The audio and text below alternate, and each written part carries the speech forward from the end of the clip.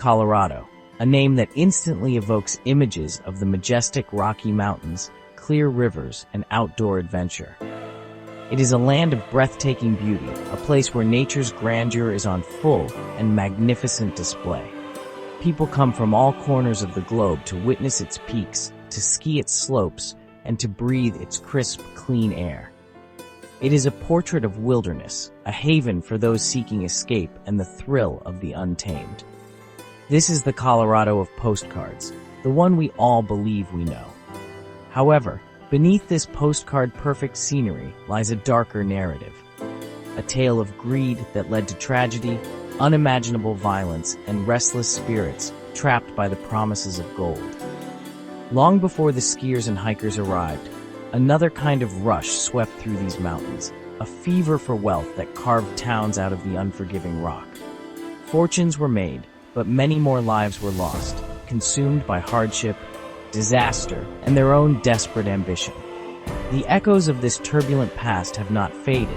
They have seeped into the very soil, staining the landscape with stories of sorrow.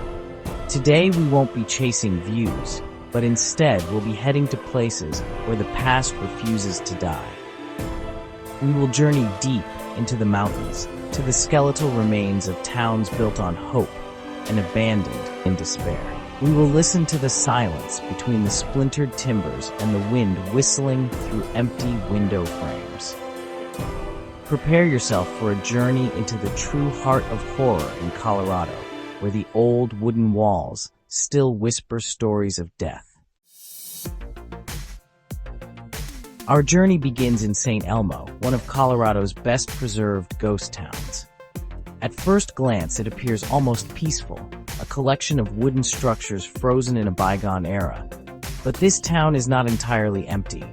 It is watched over by a fiercely protective spirit, a woman known to history as Dirty Annie. Annabelle Stark, as she was known in life, was born and raised here amongst the miners and their families. She never married, and as the town's population dwindled with the closure of the mines, she, along with her brother, refused to abandon her home. They became the last residents, strange figures in a town of ghosts. Even after her death in 1960, Annie's devotion to St. Elmo appears to have endured. Visitors and the few caretakers who remain report seeing her ethereal form patrolling the dusty main street, a silent guardian of these forgotten buildings. She is often seen peering from the windows of the old hotel or the general store, her presence a constant, watchful gaze. It is said she does not take kindly to disrespect. Those who mock the town or attempt to vandalize its fragile remains have reported unsettling experiences, sudden cold spots, disembodied whispers, and the unnerving feeling of being followed by an unseen and deeply displeased entity. Annie remains, a spirit bound not by tragedy, but by an unbreakable, eternal love for her home. We ascend now, higher into the mountains, to the ruins of Independence. At nearly 11,000 feet, this was once a thriving gold camp, a place of immense hope and even greater hardship. The town's life was short and brutal, ultimately extinguished not by a lack of gold, but by the ferocity of the alpine winters. In 1899, a series of catastrophic blizzards cut the town off completely, trapping its remaining residents. In a desperate flight for survival, they dismantled their own homes to fashion makeshift skis and fled over the treacherous mountain passes, leaving Independence to be reclaimed by the snow. They left, but it seems their voices did not. Today, the most profound hauntings here are not visual, but acoustic. Visitors who brave the thin air and the profound isolation of these ruins report hearing the impossible, the distinct sounds of a living town. Clear, disembodied conversations seem to drift on the wind, echoing between the crumbling log cabins. The sharp clang of a blacksmith's hammer, the laughter of children, and even arguments between miners have been heard, as if the residents are caught in a temporal loop, forever reliving their final frantic days. It is a chilling auditory illusion, a soundscape of ghosts who never realized their town had died. We move on to Tincup, a town whose name sounds quaint, but whose history is steeped in blood. Unlike other mining camps that slowly faded, Tincup was a cauldron of lawlessness. It was a place where justice was dispensed not by a judge, but from the barrel of a gun. The town was notorious for its violent marshals and even more violent outlaws. Gunfights were a daily occurrence on the main street, and the local saloons were arenas of brutal conflict. The promise of gold attracted the hopeful, but it also drew in the most desperate and dangerous men the West had to offer. The legacy of this violence is most palpable in the town's cemetery, perched on a hill overlooking the remaining buildings. The weathered wooden markers, many with names long since erased by time, tell a grim story. A significant number of graves belong to men who were shot, a testament to the town's brutal character. Visitors to this lonely graveyard report an overwhelming sense of dread and panic, a residual fear that has soaked into the very soil. The air grows heavy, and the feeling of being watched by unseen eyes is intense. It is as if the victims of Tincup's violent past are still here, their spirits trapped in a perpetual state of fear, forever waiting for the next gunshot. Not all ghosts are human. Our next destination, Gilman, is a chilling example of a modern haunting, one born of environmental catastrophe. Perched precariously on the cliffs of Battle Mountain, Gilman was a company town for the Eagle Mine, operating for nearly a century. But when the mine closed in 1984, it wasn't because the ore ran out. It was shut down by the Environmental Protection Agency due to toxic levels of contaminants, arsenic, cadmium, lead, and zinc, poisoning the groundwater and the very foundations of the town. The residents were forced to evacuate, leaving everything behind. Today, Gilman is a toxic ghost, a place haunted by a very real and present danger. The entire site is a Superfund location, strictly off-limits to the public. The buildings, filled with the personal belongings of the last residents, are slowly decaying under the weight of their own poison. Eerie photographs taken from a distance show a town frozen in the mid-1980s. But the horror here is not spectral. It is the invisible threat that lingers in the air and soil. The spirits of Gilman are not those of miners, but the lingering ghost of industrial greed, a permanent scar on the landscape that serves as a terrifying reminder that some hauntings are chemical, and their danger never fades. We now arrive in Central City, a town that defies the ghost town archetype. It is very much alive, a bustling hub of casinos and tourism. Yet here the past and present collide in a most uncanny way. Known during the gold rush as the richest square mile on Earth, its immense wealth built opulent structures that still stand today. But as modern life fills its streets with noise and neon lights, the spirits of its storied past seem to have simply refused to leave, content to coexist with the living. Nowhere is this more apparent than in the magnificent Central City Opera House. Built in 1878, this grand theater has been meticulously maintained, its velvet seats and gilded decorations a portal to another time. It is also home to several resident ghosts. Staff and performers have long reported encounters with the Lady in Black, a spectral woman who occupies a specific box seat for every performance. Others speak of a phantom usher who guides patrons with a cold touch and then vanishes. The most chilling accounts, however, are the disembodied voices that join in with rehearsals, singing along with the cast from the empty, darkened rows. In Central City, the show never truly ends, and the audience is eternal. High on a windswept plateau lies the ghost of Caribou. Once a bustling silver mining camp, it was a town constantly at war with the elements. Fierce winds and deep snows made life here a daily struggle. But what truly haunts the ruins of Caribou is not the memory of hardship, but the profound sense of loss. The town was ravaged by a series of devastating fires that consumed homes, businesses, and lives, each blaze taking a piece of the town's soul until there was almost nothing left to burn. What remains today are scattered stone foundations and a profound, lingering melancholy. Visitors to this desolate site speak of an overwhelming sadness that seems to emanate from the very stones. It's a place where the weight of forgotten dreams feels almost physical.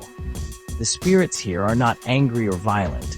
They are sorrowful. Shadowy figures are sometimes glimpsed moving among the ruins, not patrolling, but seemingly searching for what they have lost: their homes, their fortunes, their families. The wind that constantly scours this plateau is said to carry faint whispers of grief, the collective sigh of a community that was systematically erased by misfortune. The horror of Caribou is the horror of utter and complete loss. Our path takes us to Alta, a cluster of dilapidated buildings nestled in a remote basin. Getting here is a challenge, and once you arrive, the sense of isolation is absolute. Alta was a small mining community, and its remoteness was both its defining feature and its greatest vulnerability. Surrounded by towering peaks, the town was frequently cut off from the outside world for months at a time during the harsh winters. This profound seclusion created a unique, almost claustrophobic environment, and that feeling persists with an unnerving intensity. The ruins of Alta are incredibly fragile, teetering on the brink of collapse. To walk among them is to feel as if you have stepped out of time and into a place that the world has forgotten. But you are not alone. The feeling of being watched is constant and oppressive. Visitors report a powerful sense of unease, a primal fear that comes from being completely cut off, surrounded by the silent, judging presence of those who lived and died in this mountain prison. There are no specific legends here, no famous ghosts, only the raw, environmental horror of total isolation, and the palpable feeling that the spirits who remain are trapped not by a single event, but by the very geography that defined their lives. While Estes Park is a famous tourist gateway to the Rocky Mountains, one of its oldest lodges holds a more intimate and peculiar haunting. We visit the Seven Keys Lodge, formerly the Bald Pate Inn, a place where the spirits are not just lingering, but possessive. The lodge is famous for housing the world's largest key collection, but it is also home to a pair of spirits, the original owners, Gordon and Ethel Mace. They built this inn with their own hands, and it seems they have never quite relinquished ownership. Unlike more malevolent entities, the Maces are said to be quite particular. Ethel is often heard humming or felt as a gentle presence in the kitchen, ensuring things are run to her standards. Gordon is more mischievous. He is blamed for moving keys in the collection, locking and unlocking doors, and creating drafts in his old favorite rocking chair. The fear they inspire is not one of terror, but of intrusion. Guests have reported feeling as if they are unwelcome visitors in a private home, their beds feeling occupied by an unseen presence, and their belongings being subtly moved. It's a unique and unsettling haunting, a reminder that some spirits just want to keep their house in order. We now travel east, away from the mountains and onto the vast, open plains, to a place of a different kind of haunting. This is Deerfield, the most significant black homesteading settlement in Colorado. Founded in 1910 by Oliver Toussaint Jackson, it was a beacon of hope, a dream of self-sufficiency and prosperity for African Americans seeking to escape the oppression of the South. For a time, it thrived, a vibrant agricultural community built from scratch. But the Great Depression and the Dust Bowl dealt a series of devastating blows from which the town could never recover. Today, only a few weathered wooden structures remain, standing as lonely sentinels in the sweeping fields.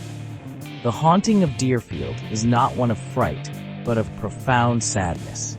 There are no specters or apparitions reported here. The horror is in the silence, in the empty spaces where a bustling town once stood. To walk here is to feel the immense weight of lost hope and a dream deferred. The wind whistling through the cracks in the old diner and gas station sounds like a mournful sigh.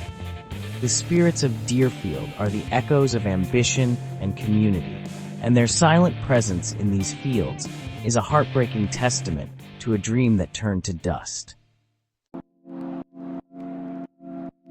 Returning to the mountains, we find the town of Vicksburg, nestled in a valley alongside Clear Creek. What is most striking about Vicksburg is its remarkable state of preservation. It feels less like a ruin and more like a town where the residents have just stepped away for a moment. Lined with cottonwood trees planted by the original settlers, the street maintains an uncanny sense of order and life. The log cabins are largely intact, some still containing artifacts from the 1880s, creating the eerie sensation of a place perfectly frozen in time. This feeling of temporal stillness is the essence of Vicksburg's haunting. There are no tales of violent deaths or specific tragedies here. Instead, there is a pervasive atmosphere of stasis, as if time itself snagged on this valley and never moved on. Visitors speak of a profound quiet, a silence so deep it feels unnatural. The spirits here are not restless. They seem to be at rest, content in their unchanging world. One gets the feeling that they are simply continuing their daily lives on a different plane of existence, forever living in their peaceful mountain valley, unaware that a century has passed. To visit Vicksburg is to be a ghost in their world. The small town of Silver Plume clings to the side of a steep canyon, forever shadowed by the mountains and its own dark history. While some residents still call it home, its past life as a silver mining boomtown has left an indelible spiritual scar.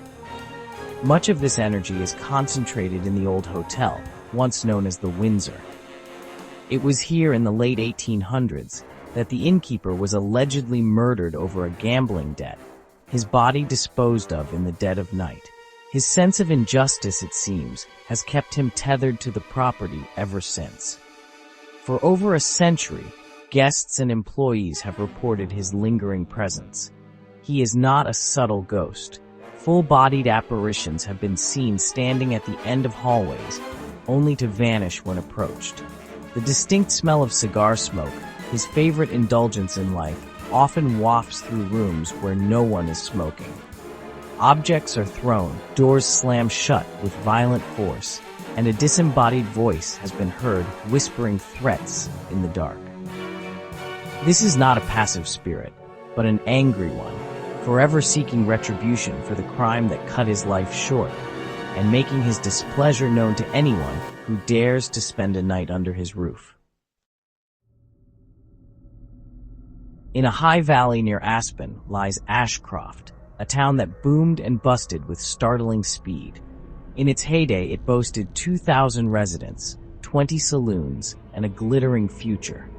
But when the silver ran out, the population vanished almost overnight, leaving behind a skeletal town to face the harsh alpine elements. What remains is a collection of beautifully restored yet deeply unsettling buildings, managed as an interpretive historical site. By day, it's a history lesson. By night, it belongs to the shadows. Visitors who linger as the sun dips below the peaks report unnerving phenomena. The most common sighting is that of shadowy figures, dark human-shaped silhouettes that dart between buildings or stand motionless in the empty streets, observing from a distance. They are fleeting, always seen from the corner of the eye, and gone when one turns to look directly. Accompanying these figures are the disembodied sounds of footsteps on the gravel paths and the faint murmur of conversation, as if the bustling life of the town continues just beyond the veil of perception. The spirits of Ashcroft seem shy, remnants of a population that disappeared, now forever flitting through the twilight of their abandoned home. deep in a remote valley, we find the aptly named town of Gothic. Today, it is a high-altitude biological research station, but it was once a silver mining town plagued by extreme weather and isolation. The town is famous for its incredibly deep snowpack and the thick, eerie fogs that can roll in without warning, enveloping the entire valley in a disorienting white shroud. It is within this fog that the ghosts of Gothic are said to appear, forever searching for fortunes that were never found. Researchers and the few residents who live here year-round tell stories of the fog miners. On mornings when the mist is particularly dense, they have witnessed the spectral figures of men in 19th century mining gear, picks and shovels in hand, wandering aimlessly through the landscape. They don't interact with the living.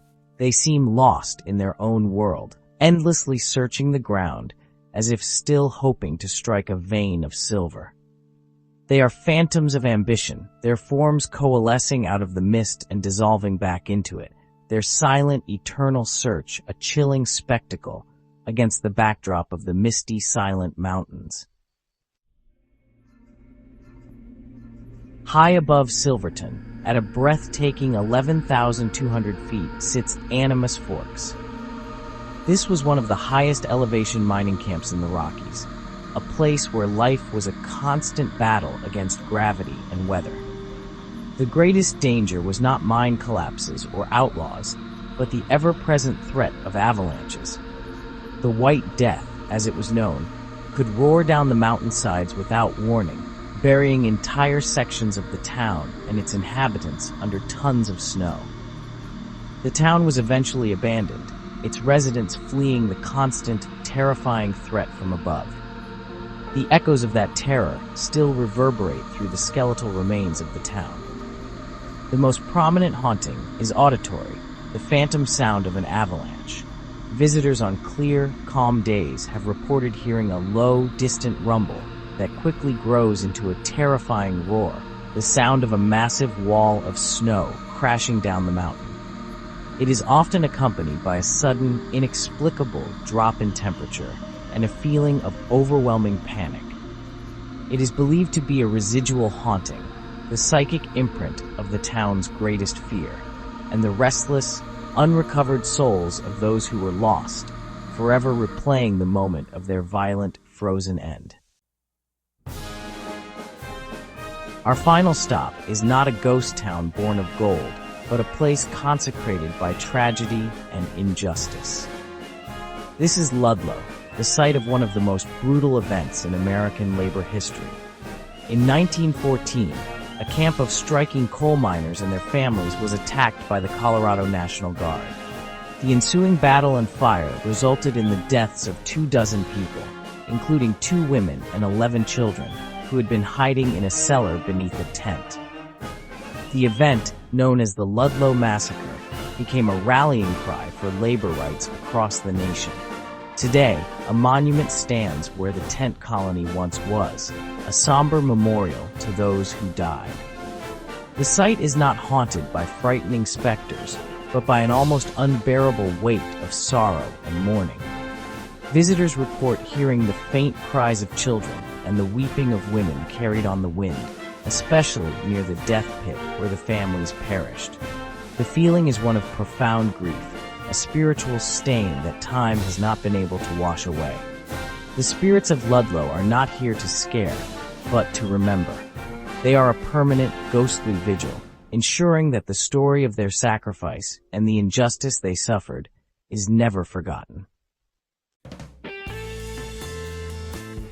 From the protective spirit of St. Elmo to the sorrowful echoes of Ludlow, our journey through Colorado has revealed a landscape haunted by more than just folklore. These places are not merely collections of decaying wood and stone. They are archives of human experience, repositories of ambition, hope, violence, and despair. The gold and silver are long gone, but the intense emotions they generated remain, imprinted on the very fabric of these valleys and mountains. The silence here is deceptive. It is filled with stories waiting to be heard by those who are willing to listen. The chill one feels in these towns is not always from the mountain air. It is the chill of history, the cold touch of a past that is not truly past. It is the sudden awareness that you are walking through someone else's memory, a memory of a life both lived and lost in these unforgiving climes. Each creaking floorboard, each gust of wind through a shattered window pane is a syllable in a long and tragic story. The postcard image of Colorado is beautiful, but incomplete. The true soul of this state is found in these forgotten corners, where beauty and horror exist side by side. These towns are more than relics of the past. They are living memories, where the wind still carries the voices of those who came before. In Colorado, the old wooden walls still whisper stories of death, and the past never truly dies.